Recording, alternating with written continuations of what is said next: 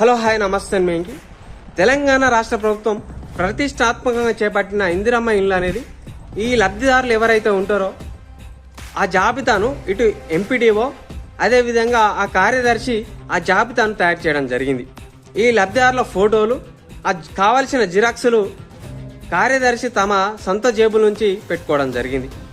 ఆ గ్రామంలో గ్రామ సభ నిర్వహించి దానికి కావలసిన టెంట్లు, దానికి కావలసిన చైర్లు, దానికి కావలసిన మంచినీరు సదుపాయం కల్పించి అక్కడ లబ్ధిదారుల ఎవరైతే ఉంటారో వాళ్లకు జాబితా ప్రకటించడం జరిగింది. మిత్రులారా గుర్తుపెట్టుకొని ఈ టెంట్ల ఖర్చు అదేవిధంగా చైర్ల ఖర్చు ఈ తాగునీటి ఖర్చు అయితే ఎంతైతే ఖర్చు అయిందో రాష్ట్ర ప్రభుత్వం అయితే నిధులు మంజూరు చేయడం జరిగింది. ఈ నిధులన్నీ అక్కడ ఉండే ఎంపీడీఓ ఖాతాలో పడడం జరిగింది. అయినా కూడా అక్కడ కార్యదర్శికి అందకపోవడం చాలా బాధాకరం. అక్కడ ఓన్లీ చైర్లకు ఆ టెంట్లకు అమౌంట్ పే చేసి చేతులను దులుపుకొని చేయడం జరిగింది. ఈ పైసలన్నీ ఎటుపోతున్నాయి? రాష్ట్ర ప్రభుత్వం నిధులేమో మంజూరు చేస్తుంది, ఇక్కడికి వచ్చే వరకేమో కార్యదర్శికి అందకపోవడం.